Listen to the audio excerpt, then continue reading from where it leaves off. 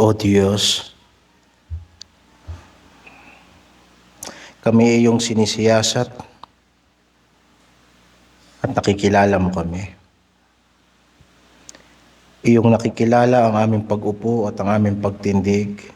Iyong nauunawa ang aming pag-iisip mula sa malayo.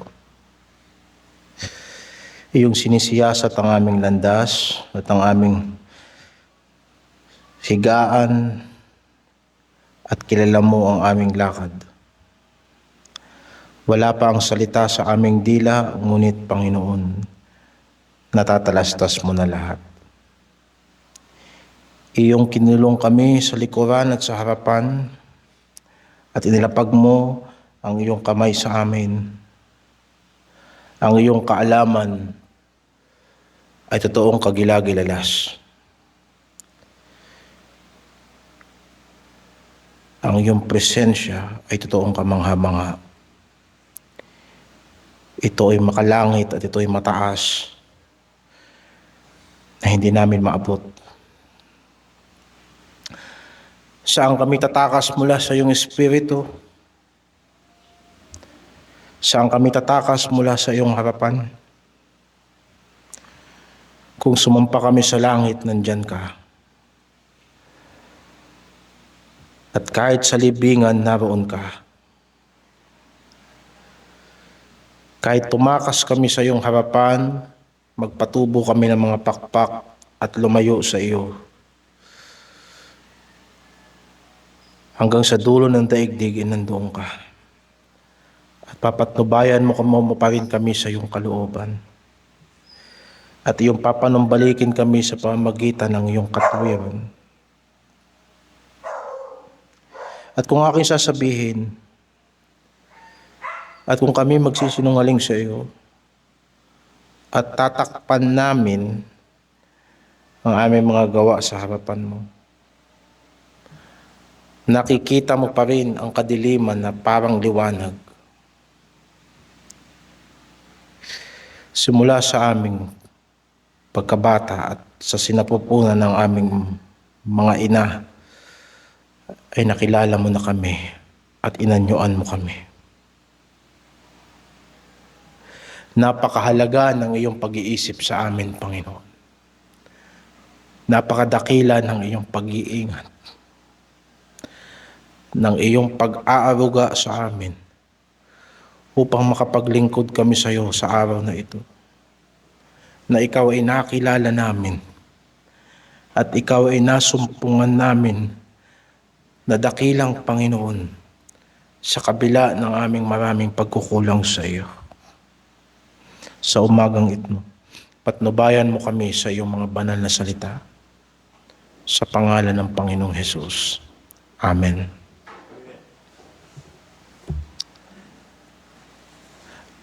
Ang ating teksto ngayong umaga sa Matthew chapter 4, verse 5 hanggang 7. Sa pagpapatuloy ng serye patungkol sa pagtukso sa hari. Noong nakaraang linggo, naging paksa natin sa mga naunang talata ang pagharap ng ating Panginoong Hesukristo sa physiological na pagsubok. Meron tayong mga pangangailangan bilang tao na makatuwirang pangangailangan, subalit sa katusuhan ng Diablo ay ginagamit niya upang sa sarili nating pamamaraan at talino at kakayanan ay lumabas tayo sa kalooban ng Diyos. Ngayon, ang papaksain natin ay patungkol sa pagsubok sa mga pangako ng Diyos. Basahin natin. Talata. Na magkagayoy dinala siya ng Diablo sa Diablo sa bayang banal at inilagay siya sa taluktok ng templo. At sa kanya'y sinabi, kung ikaw ang anak ng Diyos ay magpatihulog ka, sapagkat nasusulat, siya'y magbibilin sa kanyang mga anghel tungkol sa iyo, at aalalayan ka ng kanilang kamay, baka matisod ka ng iyong paa sa isang bato. Sinabi sa kanya ni Jesus, nasusulat din naman, huwag mong tuksuhin ang Panginoon mong Diyos. Pagpalain ng Panginoon ang pagkabasa ng kanyang salita. Ang papaksain natin ngayong umaga ay patungkol sa pagsubok sa mga pangako ng Diyos. Nakita ng dyablo sa unang pagsubok ang paninindigan ng ating Panginoong Hesukristo at pagtitiwala ng ating Panginoong Hesukristo na siya bilang tao ay mamumuhay sa bawat salitang namumutawi sa bibig ng Diyos.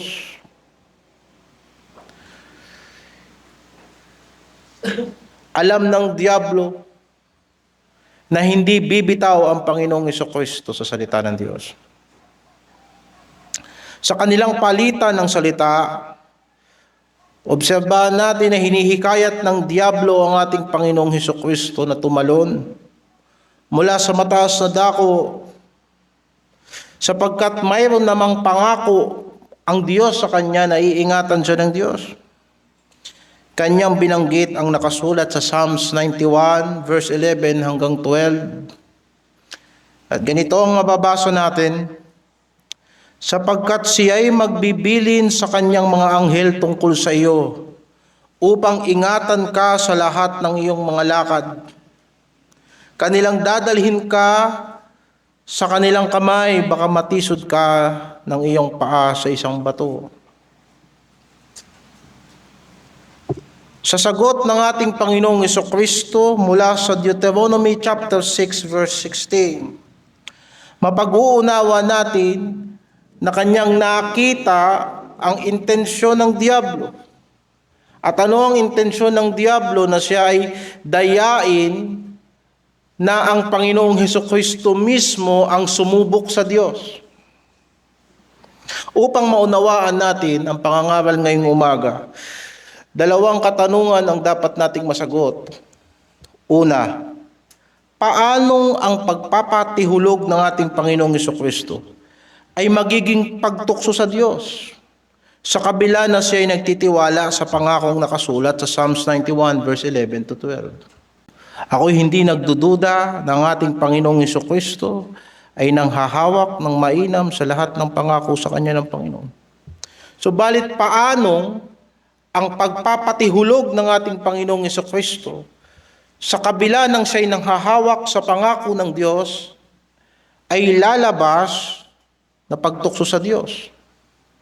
At ang pangalawang katanungan na dapat masagot ngayong umaga, ano ang ibig sabihin ng Panginoong Hesukristo sa kanyang sinabi na mula sa Deuteronomy chapter 6 verse 16 na huwag mong tutuksohin ang Panginoon mong Diyos?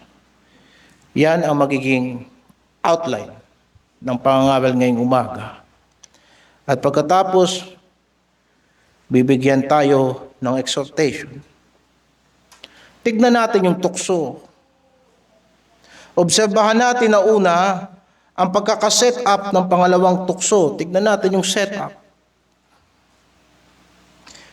Kapag maglalagay ka ng trap, kailangan mong ilatag ng mabuti ang iyong trap. At ganyan ang ginawa ng dyablo. Dinala siya ng dyablo sa bayang banal at inilagay siya sa taluktok ng templo. At kanyang sinabi, ikaw ang anak ng Diyos, magpatihulog ka sapagkat nasusulat siya ay magbibilian sa kanyang mga anghel tungkol sa iyo, etc. etc. Pansinin natin kung paano ang dyablo ay nag-anyong banal. Hindi siya nagpakita na siya ay hindi marunong umintindi sa mga banal na bagay. Saan niya dinala ang Panginoong Hesukristo? Sa templo. Sinabi ni Mateo sa isang banal na bayan.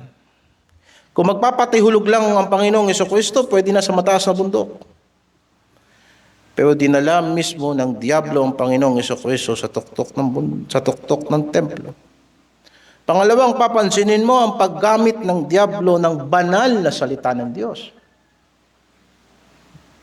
Huwag mo nating iisipin na ang dyablo ay hindi tumutungtong at hindi pumapasok paminsan-minsan sa mga lugar na banal. Paminsan-minsan nandun ang dyablo. At huwag nating iisipin paminsan-minsan na ang dyablo ay hindi gumagamit ng talata. gumagamit din ng diablo ng talata. Sapagat sinabi ni Apostol Pablo sa 2 Corinthians chapter 11 verse 14, hindi katakataka, sapagkat si Satanas man ay nagpapakunwaring anghel ng kaliwanagan. Banal na lugar, gamit ang banal na salita, na may panghihikayat ng punong-puno ng pagtitiwala sa Diyos. Hindi tinutukso ng diablo ang Panginoong Jesucristo dito na pagdudahan niya ang Diyos. In fact, kung uunawain natin yung koneksyon nito sa unang pagsubok, kinakapital ng diablo yung pagtitiwala ni Kristo.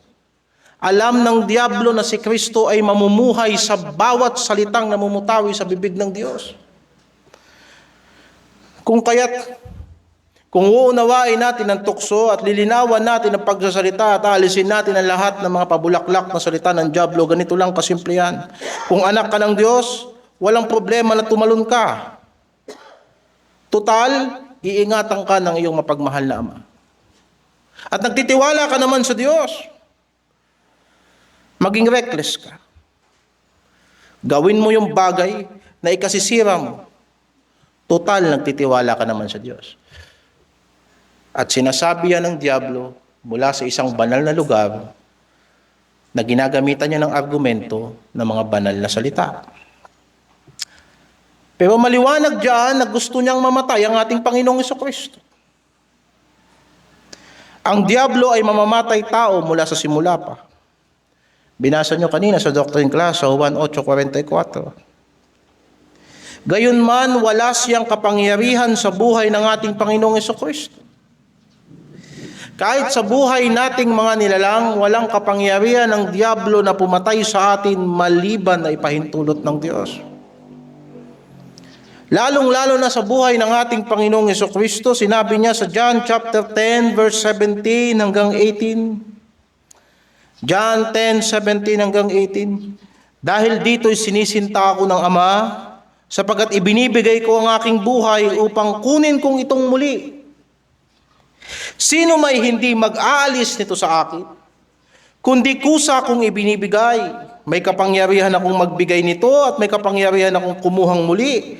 Tinanggap ko ang utos na ito sa aking Ama. Sa madaling salita, hindi kayang patayin ng diablo ang ating Panginoong Jesucristo. Maliban na lang kung ang Panginoong Jesucristo ang kusang gumawa ng hakbang para mamatay siya. Kaya nandun yung pambubuyo ng diablo, tumalon ka. Ikonsidera natin ang dalawang bagay na to na una, ang Panginoong Jesucristo sa kanyang pagiging tao. Kung magpapatihulog siya, siguradong mamamatay siya doon sa kanyang pagiging tao. Subalit, hindi ganun klaseng pag-aalay ng buhay ang nais ng Diyos. Talagang ang anak ng Diyos ay naparito sa sanlibutang ito at nagkaroon siya ng buhay na kagaya ng buhay nating mga tao. Subalit, hindi nagkasalang uri ng pagkatao. Upang siya ay mamatay, upang maging handog para sa mga kasalanan. Siya ay tunay na mag-aalay ng buhay pero hindi sa paraan ng pagpapatiwakal. Kung hindi sa oras at panahon, pagkakataon na itinakda sa kanya ng Ama. Sa makatuwid ay ang kanyang kamatayan sa krus. Kailangan niyang sumunod hanggang sa kamatayan. Maging sa kaparaanan na itinakda ng Diyos sa kanya na siya'y mamamatay na nakabitin mula sa lupa at ang lahat ng tao ay lalapit sa kanya. At dahil hindi nais ng Ama na mamatay si Kristo sa ganong paraan, ako'y nakatitiyak na kung tumalon si Kristo doon, ililigtas siya ng mga anghel, kagaya ng sinasabi sa banal na kasulatan. Subalit hindi ganon ang kaparaanan ng Diyos. Sa makatuwid mga kapatid, hindi sinusubok dito ang pagtitiwala ni Kristo. Paulit-ulit kong sinasabi kanina na walang duda na ang ating Panginoong Jesucristo ay may perpektong pagtitiwala sa kanyang Ama. Gayunpaman, Nais ng dyablo na sadyain ni Kristo ang kanyang kapahamakan labas sa kalooban ng Diyos upang ipakita, upang patunayan ng Diyos na talagang hindi magpapabaya ang Ama sa kanyang anak. Dahil ba sa siya ay iniibig ng Diyos at kinalulugdan ng Ama ay basta-basta siya dapat magpa-impluwensya sa diablo at ilalagay niya ang sarili niya sa kapahamakan dahil alam niya na ililigtas siya ng Diyos? Ang pagtuksong ito ay hindi para sa mga taong hindi nakakaalam, kundi sa mga nakakaalam. Hindi para sa mga taong walang pananampalataya, kundi ang tuksong pinag-uusapan natin sa umagang ito ay tukso para sa mga nakakaalam kung ano ang pananampalataya sa Diyos. Maihahambing natin ang pagtuksong ito sa Panginoong Jesucristo sa ating mga karanasan na minsan, at ito ay halimbawa, na dahil sa alam natin na matapat ang Diyos, ay sinasadya nating lumayo sa kanyang kalooban. At sasabihin natin na kaya nating lumayo sa kalooban ng Diyos dahil matibay na ang pananampalataya natin. Ganyang uri ang tukso na pinag-uusapan natin sa umagang ito.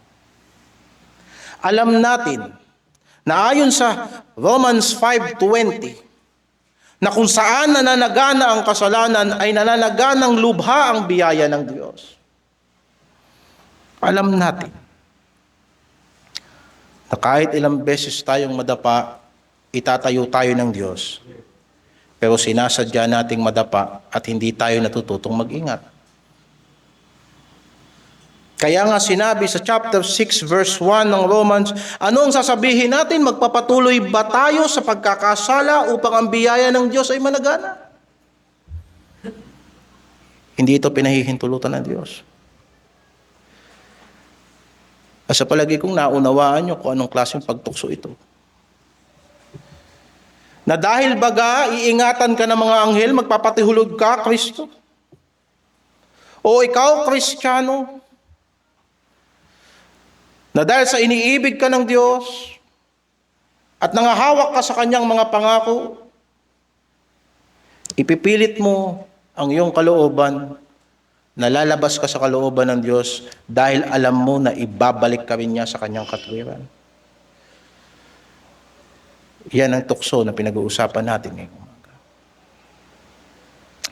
Kung kaya't, tignan natin doon sa sagot ng ating Panginoong Jesucristo sa verse 7.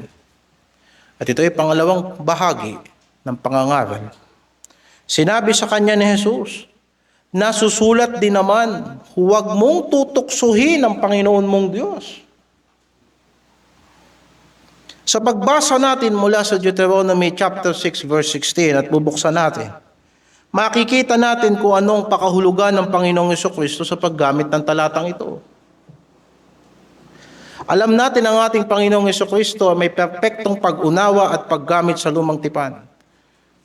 Kung kaya't isang mabuting bagay na kapag ginamit ni Kristo ang talata sa lumang tipan, titignan natin yung sa konteksto at yung interpretasyon ni Kristo ang tamang paggamit noon. Deuteronomy chapter 6 verse 16, nakasulat, huwag ninyong tutuksuhin ang Panginoon ninyong Diyos, gaya ng tuksuhin ninyo siya sa masa. Well, nandun na sa unang bahagi yung praise na binanggit ng ating Panginoong Jesucristo. Pero mayroong qualifier. May nagpapaliwanag. Huwag niyong tutuksuhin ang Panginoon ninyong Diyos gaya ng tinukso niyo siya sa masa. Kung mababasa pa rin natin kung paano tinutukoy ni Moises ang ginawa ng mga Israelita na hindi nila dapat ulitin sa Diyos, mauunawaan natin kung anong kilos ang nagpapakita ng panunubok sa Diyos. Kagaya ng ginawa ng mga Israelita sa masa, ay hindi dapat nila ulitin. Pumunta tayo sa Exodus chapter 17 verse 1 to 7 at yan ang binasa kanina sa pagbasa ng kautusan. Sa anong paraan tinukso ng Israel ang Diyos? Diyan sa Exodus chapter 17 verse 1 hanggang 7. Ang nabasa natin dito, una, nagreklamo sila kay Moses dahil wala silang mainom.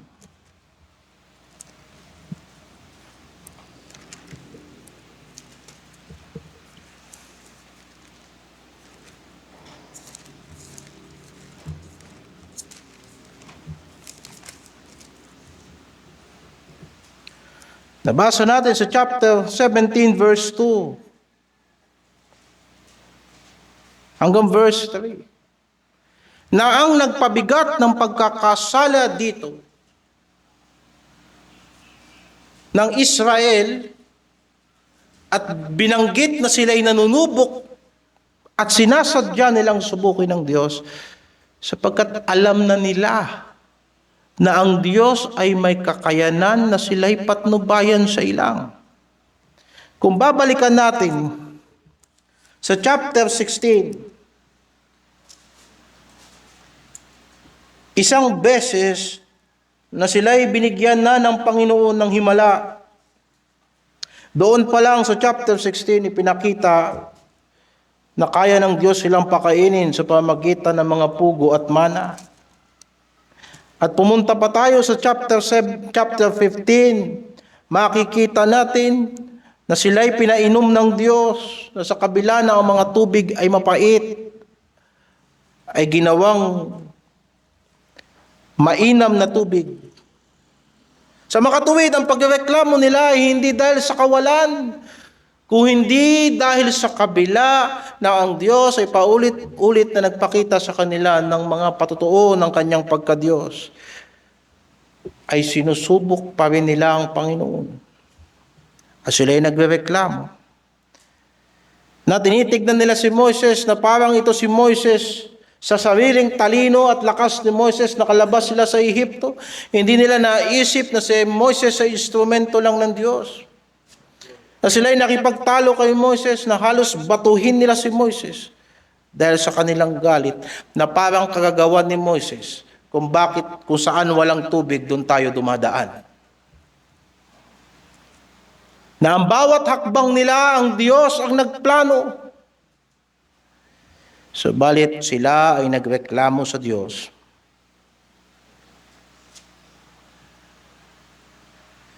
Kaya sabi sa verse 2, bakit nakikipagtalo kayo sa akin? Bakit ninyo tinutokso ang Panginoon?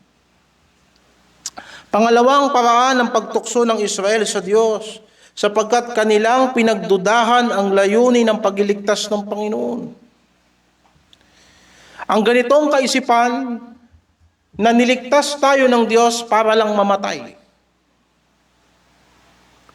Napakawalang kwentang buhay. Na ginawan ka ng Diyos ng mabuti at pagkatapos mapapahamak ka lang. At maraming tao ang nag-iisip ng ganyan sa Panginoon. Isipin mo ang mga taong ito sa verse 3, kanilang sinabi kay Moses, bakit mo kami sinampa rito mula sa Ehipto? Upang patayin mo kami sa uhaw? At ang aming anak at ang aming mga kawan? Dinala mo ba kami rito para mamatay? Dinala mo ba kami rito para masaktan, madisgrasya?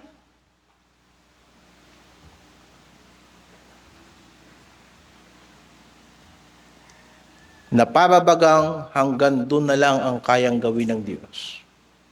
And later on, ipinaliwanag sa kanila ng Panginoon sa pangangaral nung nakaraang linggo sa pagsubok na physiological, na minsan talagang pinaghihintay tayo ng Diyos at pinagdadaan tayo ng Diyos sa pagdarahop upang matuto tayong dumepende sa Kanyang salita at matuto tayong magpakumbaba sa Kanya hanggang sa buuin ng Diyos ang Kanyang layunin para sa ating mga buhay.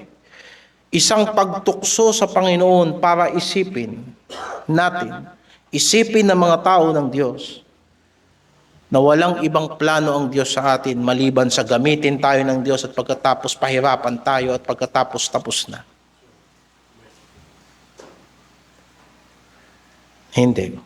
Ang ganong klaseng pagdududa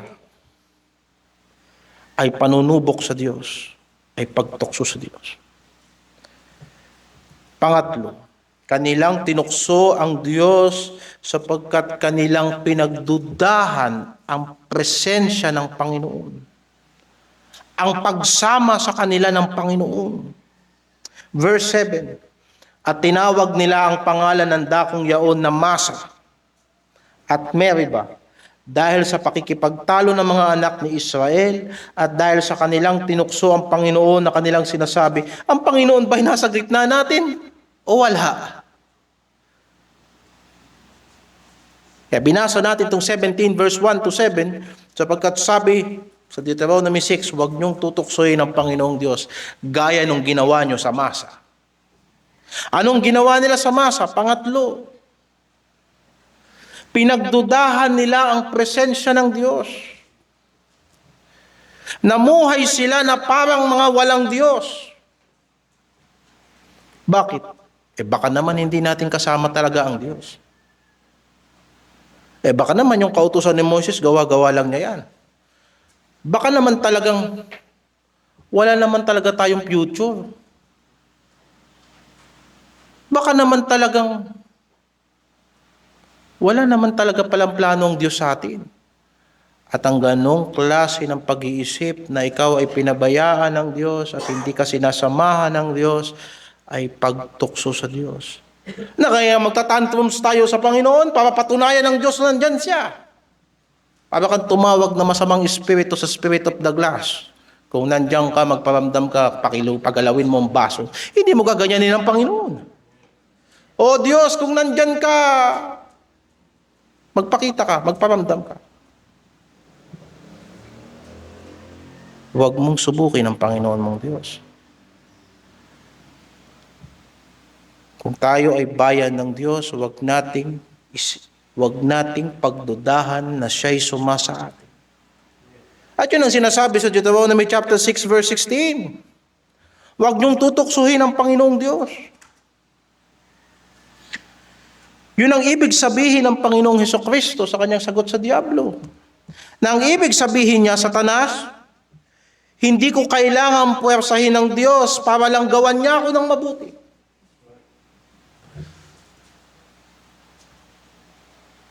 Hindi ko kailangang tumalon dito para iligtas lang ako ng Diyos.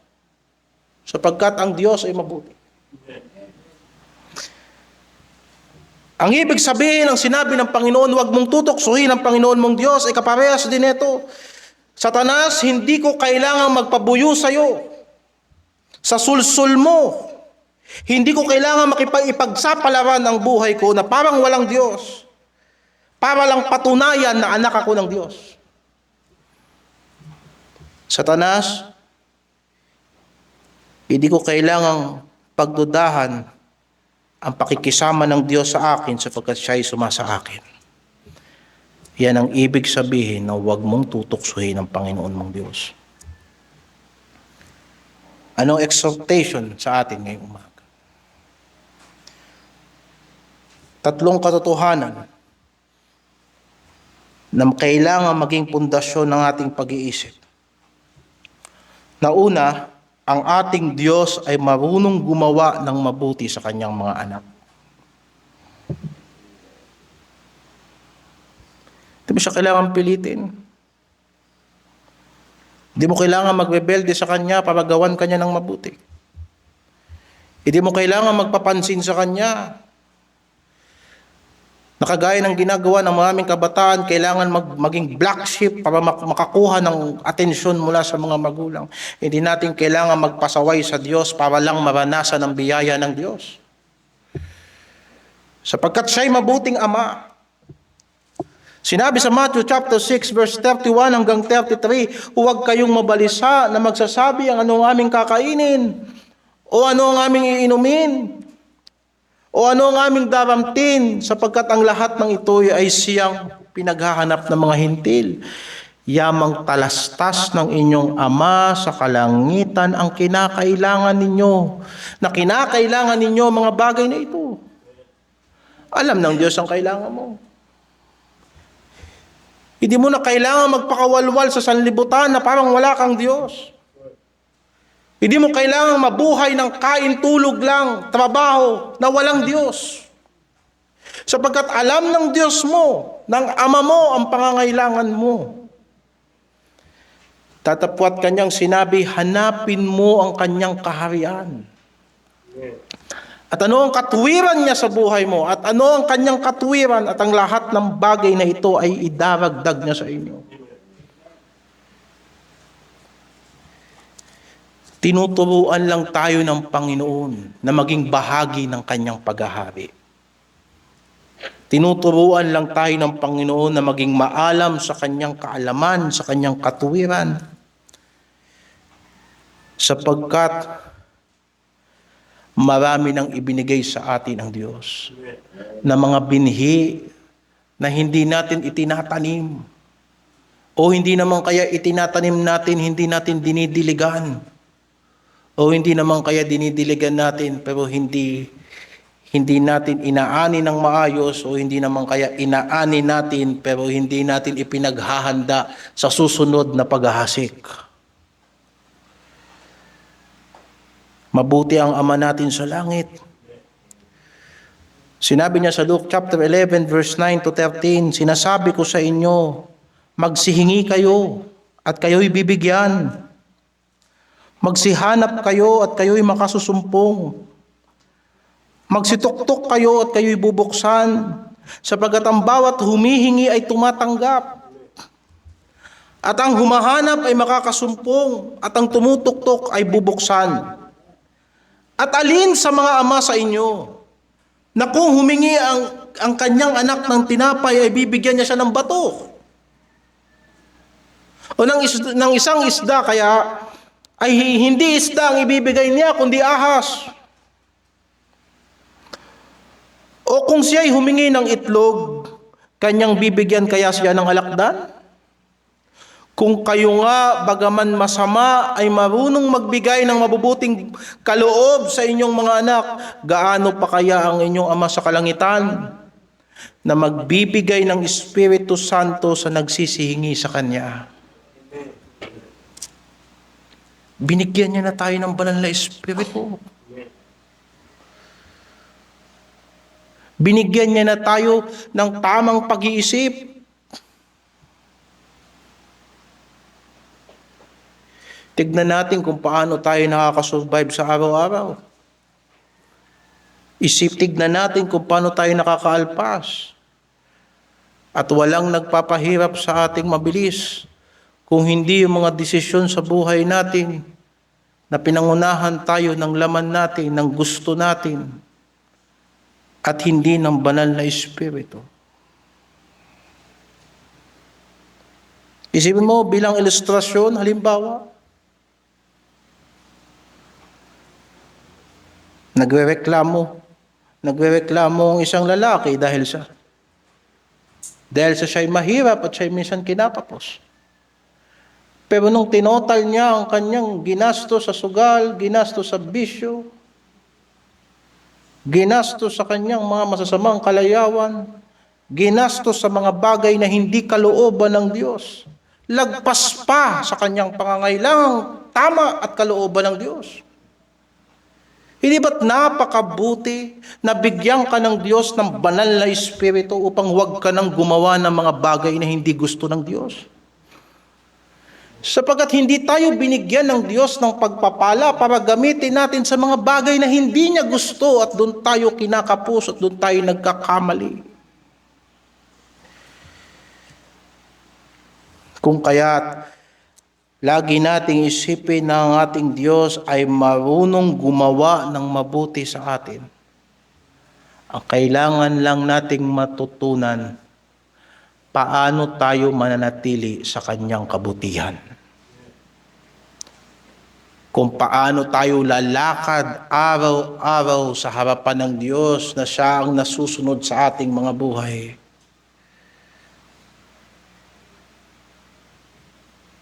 Kaya mga kapatid, hindi natin kailangan puwersahin ng Diyos. Ibibigay niya ang para sa atin. Pangalawa, may layunin ang Diyos sa pagliligtas niya sa atin.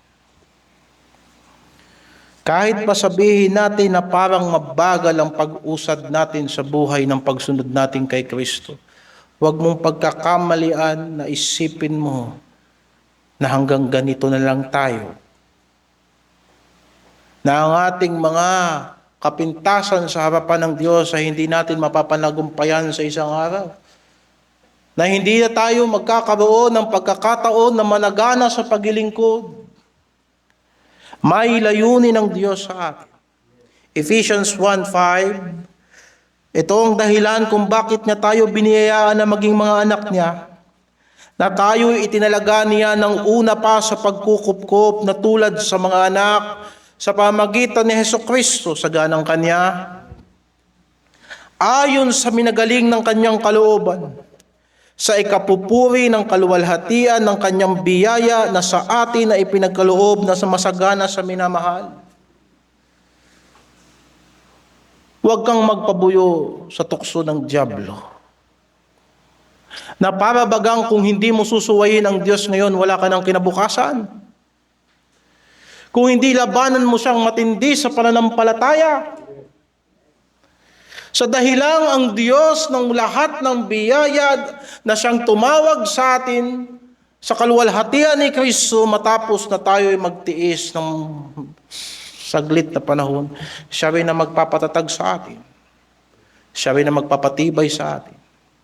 Siya ang gagawa ng lahat ng ito sa atin. Na sinabi sa Efeso 2:8-10, sa biyaya kayo'y naligtas sa pamamagitan ng pananampalataya, at ito'y hindi sa inyong sarili, ito'y kaloob ng Diyos. Hindi sa pamamagitan ng mga gawa upang sino man ay huwag magmapuri. Bakit napaka-importante ng pagkilos ng Diyos sa pagliligtas ng tao? Bakit hindi maililigtas ng tao ang kanyang sarili? Sapagkat ang pagliligtas ng Diyos sa atin ay umpisa pa lamang ng lahat ng plano ng Diyos sa atin. Verse 10, sapagkat tayo'y kanyang gawa. Nakita mo ba yung salitang sapagkat?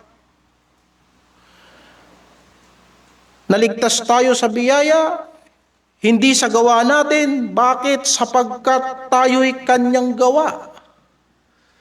Hindi tayo dapat magmapuri sa bagong buhay natin kay Kristo dahil sa kagagawan natin. Bakit? Sapagkat tayo ay kanyang gawa. Ano ang pagkakagawa niya sa atin?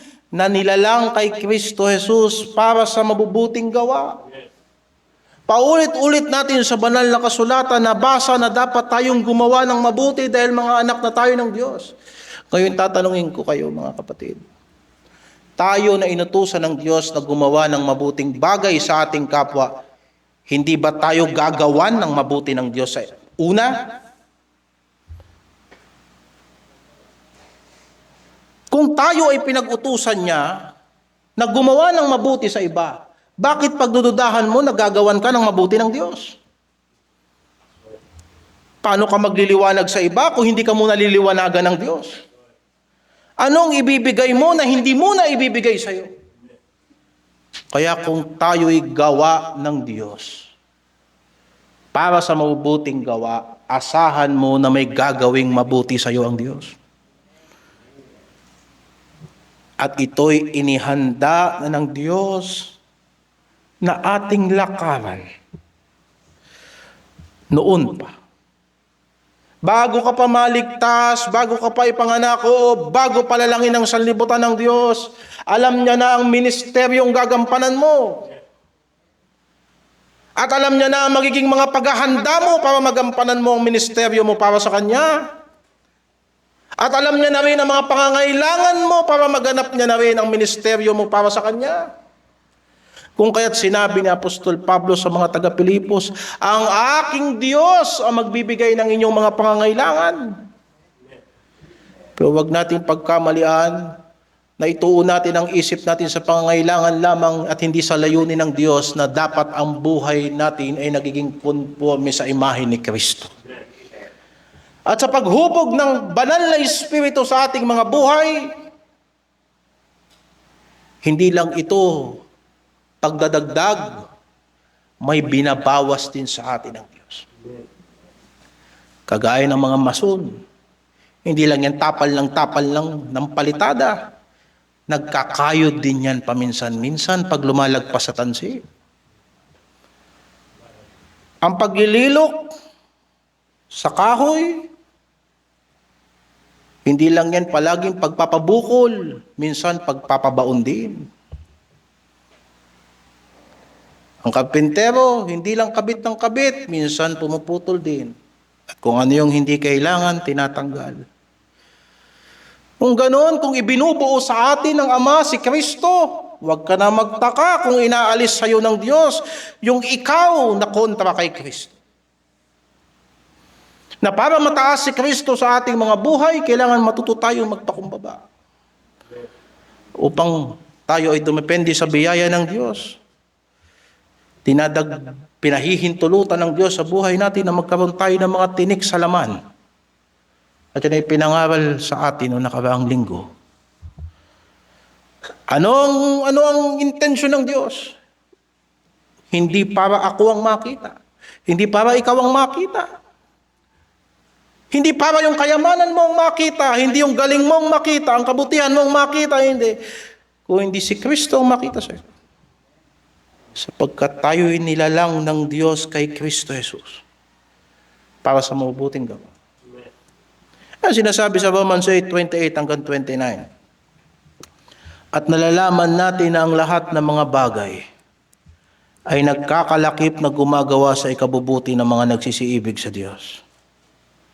Sa makatuwid bagay niya ang mga tinawag alinsunod sa kanyang nasa. Nakita mo ba yung layunin ng Diyos? May pagnanasa ang Diyos. Lahat ng bagay gumagawang magkakasama. Isama mo na lahat ng mga positibong bagay at negatibong bagay na mababasa mo sa pagpapatuloy ng talata. Mga bagay na hindi makapaghihiwalay sa atin sa pag-ibig ni Kristo, mga kagutuman, mga kahirapan, ang kamatayan, ang kahubaran, mga bagay na ipinangako ng Diyos na hindi makakapaghiwalay sa atin kay Kristo. At sa pag-ibig ng Diyos, anong sinasabi tungkol sa mga bagay na yun? Yun pala'y gumagawa sa ikabubuti ng mga nagsisiibig sa Diyos. Lahat ng mga bagay.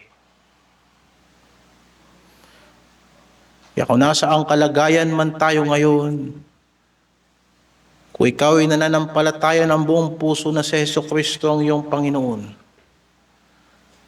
at naghihintay ka sa kanyang pagbabalik, at ikaw ay nangahawak sa kanyang mga pangako, nasa mabuting kalagayan ka. At may gagawin ng Panginoon sa iyo. Sa iyong sariling kaluluwa. Ituloy mo sa 29, sapagkat yaong mga nanguna pa'y kanyang nakilala, ay itinalaga naman niyang maging katulad ng larawan ng kanyang anak, upang siya ay maging panganay sa maraming magkakapatid. Hindi tayo basta tinuturuan ng Diyos na magmahal? Tinuturuan tayo at hinuhubog tayong magmahal kagaya ng pagmamahal ni Kristo. Hindi tayo tinuturuan ng Diyos basta maging mapayapa. Ang daigdig na ito ay mayroon ding huwad na kapayapa. Mayroon pa silang peace, rally, pero lalong gumugulo. Nais niya na magkaroon tayo ng kapayapaan na kagaya ng kapayapaan ni Kristo sa Diyos. Hindi lang nais ng Panginoon na maging mabuting tao tayo dahil lahat ng tao marunong gumawa ng mabuti. Ang nais ng Panginoon ay matuto tayo ng kagaya ng pagiging mabuti ni Kristo sa pangalan ni Kristo. Na anuman ang ating ginagawa, kumakain man tayo o umiinom, o anuman ang ating mga ginagawa, o hindi na tayo kumakain, o hindi na tayo umiinom, o wala na tayong magagawa, gawin pa rin natin ang lahat para sa kaluwalhatian ng Diyos. At maging yung mga bagay na hindi na natin magagawa, Huwag nating gawin para sa kaluwalhatian ng Diyos. Anong ibig sabihin mo, Pastor? Ngayong ikaw ay na kay Kristo na, maraming mga bagay na hindi mo na maaaring gawin at ikaw ay hindi na magiging masaya kung gagawin mo pa rin. Huwag mong gawin para sa kaluwalhatian ng Panginoon.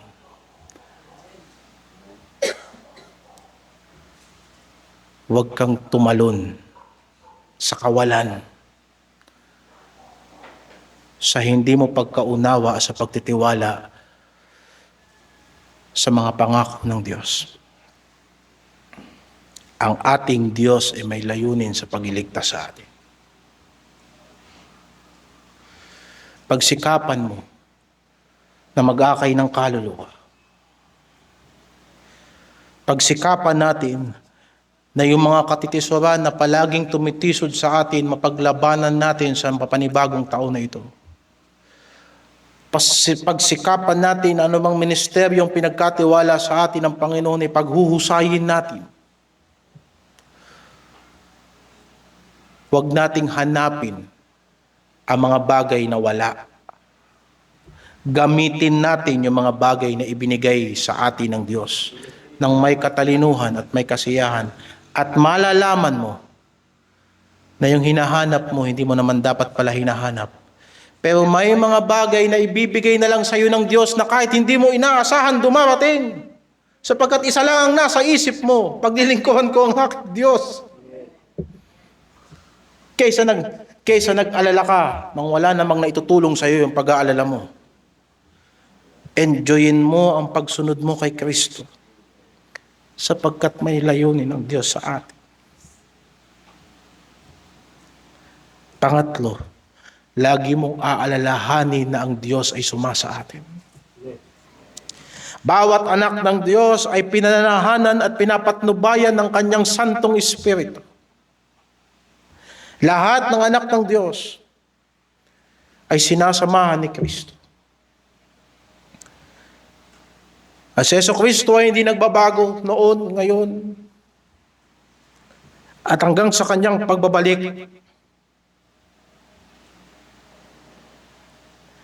Siya ay manatiling matapat. Hebrews chapter 13, verse 5 hanggang 6.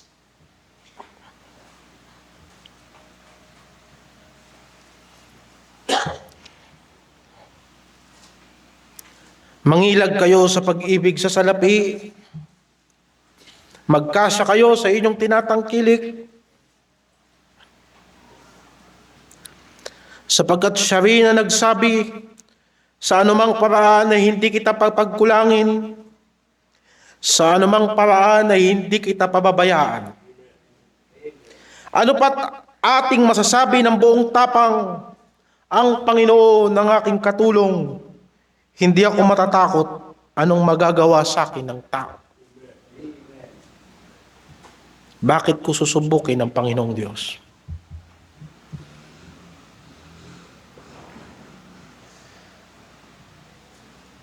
Dahil ba sa matibay ang pananampalataya ko? Mabubuhay ako para sa pera kasi matibay ang pananampalataya ko? Ano? Hindi mo kilala ang Panginoon. Kailangan natin ng mga pera. Kailangan natin kumain. Kailangan natin uminom ng tubig. Na mga bagay na ikabubuti ng katawan natin. Pero hindi yan ang bumubuhay sa atin. Pinubuhay tayo ng Diyos. At hanggat gusto kang buhayin ng Diyos, pakakainin ka ng Diyos. At hanggat gagamitin ka ng Diyos, paggagalingin ka ng Diyos sa sakit mo, o kung hindi ka pagagalingin ng Diyos, tama lang na makagapang ka papunta sa paglilingkod mo sa Panginoon. Pero never kang pababayaan ng Diyos. Huwag mong iisipin na pababayaan ka ng Diyos. Hindi natin kailangang umibig sa pera. Bagamat kailangan natin ng pera, pero hindi pera ang nagpapaikot sa atin. Bakit? Sapagkat hindi tayo pinababayaan ng Diyos. Kaya kung mukhang pera ka, para mo na rin sinabi na pinababayaan ka ng Diyos at ang Diyos hindi ka kayang sustentuhan. Mga kapatid, huwag natin susubukin ng Panginoon nating Diyos.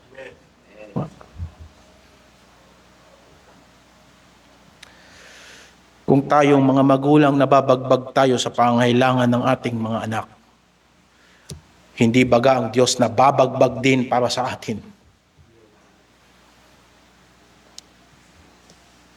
Ang gusto niya ay magtiwala tayo sa kanyang pagmamalasakit. Gusto niya kausapin natin siya. Gusto niya mag-ipon tayo na mabubuting karanasan kasama ng Diyos. Baka ilang beses mo chinek maghapon ang laman ng bangko mo kahit alam mo na hindi naman yun nababawasan. O ilang beses ka nagbukas ng GCash kung available na ba yung loan mo. Pero never mong binisita ang Panginoon mo sa isang buong maghapon. Nandyan siya. Nandyan siya sa paggising mo ng umaga, nakabantay siya sa iyo, kausapin mo. At iba'y nakakatulog na sa gabi, ako'y mahimbing ng makakatulog sapagkat ang aking pinansyal ay aking binalansi ko na ang aking debit and credit, makakatulog na ako ng maayos. Matulog ka na may pagpapasalamat sa Diyos. At makikita mo kahit anong liit, sasapat yan. Dahil sa oras na lumaki ang pangangailangan mo, malaki na rin ang gagawin ng Diyos sa iyo.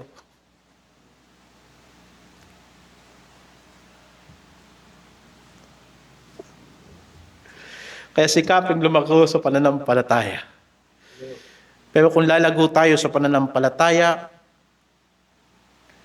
tayo ay maghanda sapagkat ang paglago sa pananampalataya ay may kaakibat na malaking responsibilidad at malaking pangangailangan.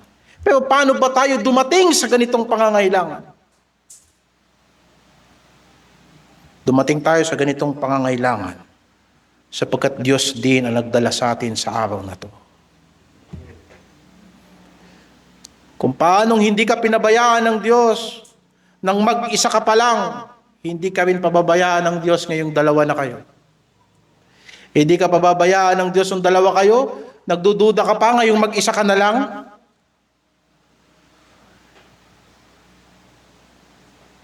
Na ang mga bata ay maliliit pa at wala pang magagawa sa buhay at hindi pa nakakaintindi, hindi ka pinabayaan ng Diyos.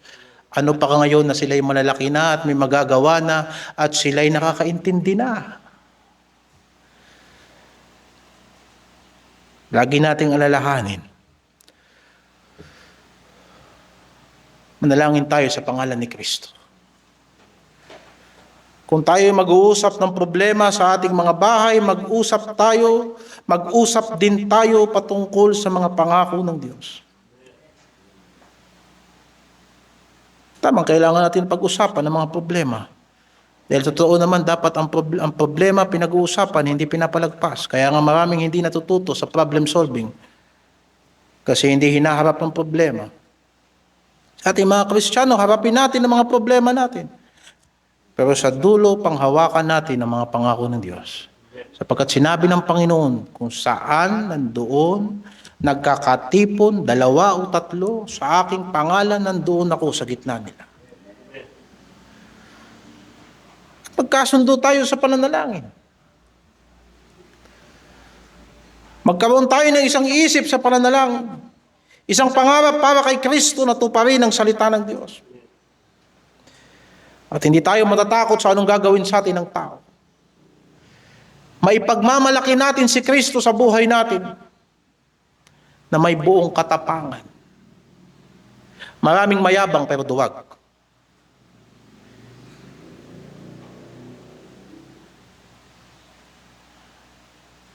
Pero sinasabi rito, masasabi mo ng buong tapang.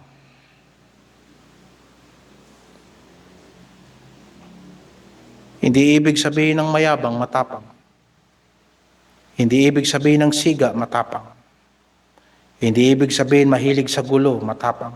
At hindi ibig sabihin pag sinabihan ng dyablo tumalon, tumatalon, matapang. Ang matapang na tao ay kayang magtiwala sa Panginoon sa kabila na ang mga bagay-bagay ay kontra sa Kanya. Ang taong matapang ay magtitiwala sa Panginoon. At sasabihin niya, bahala ang Panginoon sa akin, susunod ako sa Panginoon. Dahil dito nagtitiwala tayo sa presensya ng Diyos, susundin natin ang Great Commission sa Iglesia. Mangangaral tayo ng Ebanghelyo, ipangangaral natin si Kristo. Mag-aakay tayo ng kaluluwa, magbabautismo tayo ng lahat ng sumampalataya kay Kristo. At ang lahat ng sumampalataya kay Kristo ay tuturuan nating sumunod sa lahat ng pinag-uutos ni Kristo. Sapagkat Kanyang sinabi, ako'y kasama ninyong palagi hanggang sa katapusan ng sanlibutan. Huwag natin tuksuhin ang Panginoon nating Diyos.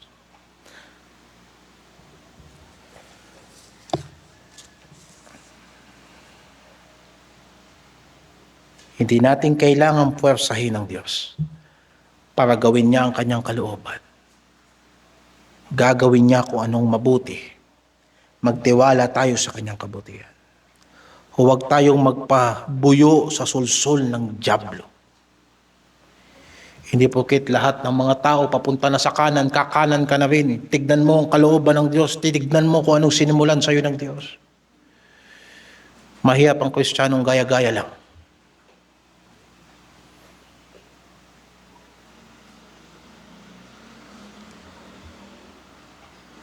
Hindi natin kailangang ipagsapalaran, burahin yung mabubuting bagay na inilagay na sa atin ng Diyos para lang patunayan sa sanlibutan na anak tayo ng Diyos. Huwag ka na magtaka kung hindi mo sila makumbinse. Hindi nila kilala ang Ama mo. Ba't ka nila kikilalanin? Subalit ibinigay niya sa atin ang Kanyang banal na Espiritu. At siya'y mananahan sa atin. Magtiwala tayo sa Kanya, mga kapatid. Amen. O Diyos, Ikaw na banal at makapangyarihan at marunong sa lahat na banal na Espiritu, na nagsugo ng iyong anak, at sa pamamagitan ng iyong anak ay nagsugo ng banal na Espiritu.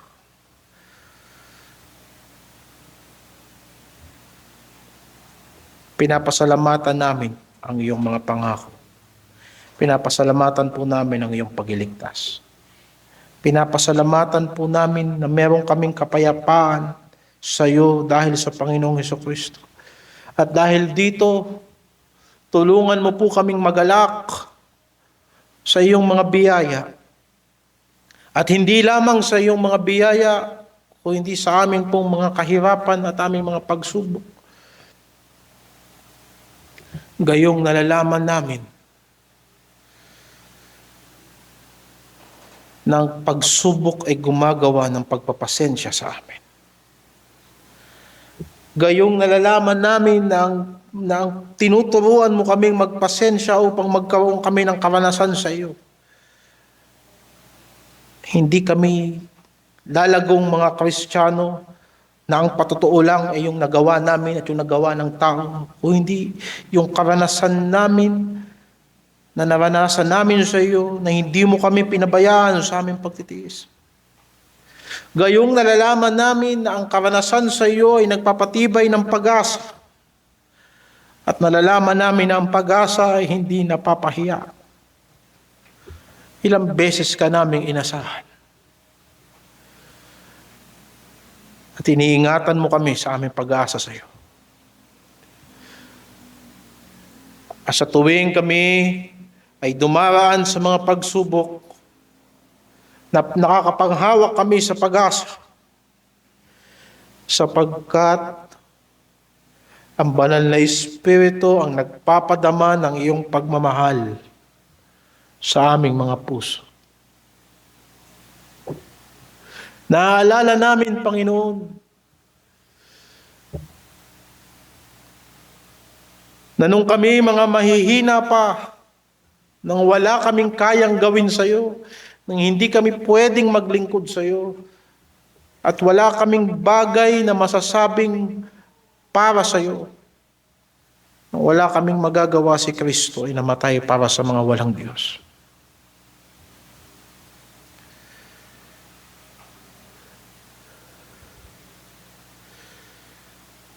Gayong ipinagtagubilin ng Diyos ang pag-ibig niya sa amin, na nung kami mga makasalanan pa, si Jesucristo ay namatay para sa amin. Ngayon pa, na kami ay itinuring mo ng mga anak, na kami ay itinuring mo mga tupa,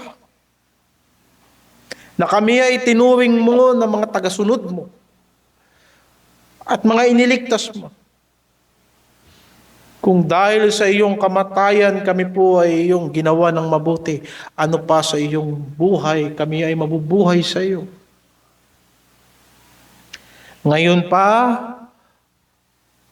na kami binigyan mo ng kalakasan, biyaya at awa na makapaglingkod sa iyo, ngayon mapaba kami pababayaan. Noon hindi ka naming maintindihan, kinahabagan mo kami. Ngayon pa na naiintindihan ka namin. Na noon kami malayo sa iyo, inilapit mo kami.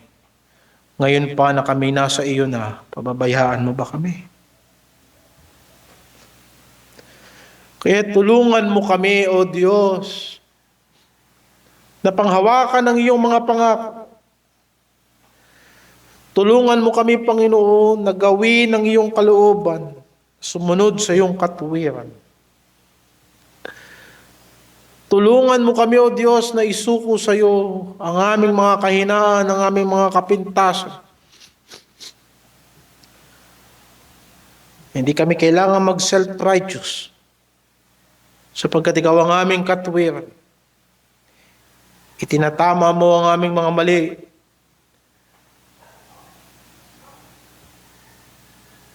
At nagmamataas sa iyong pinaruhusahan.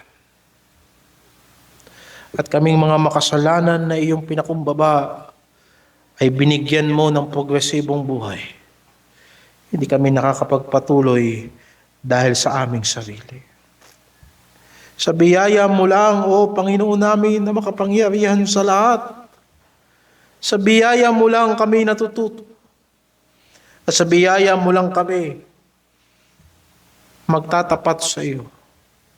Salamat po sa pangangaral na ito ngayong umaga. Patawarin mo kami sa lahat ng aming mga pagkakasala, sa mga nakita namin na lugar sa buhay namin na kailangan naming isaayos. Sa isang linggong papasok, ay maipamuhay namin ang iyong salita sa pagtitiwala sa iyo, sa pangalan ng Panginoong Hesus. Amen.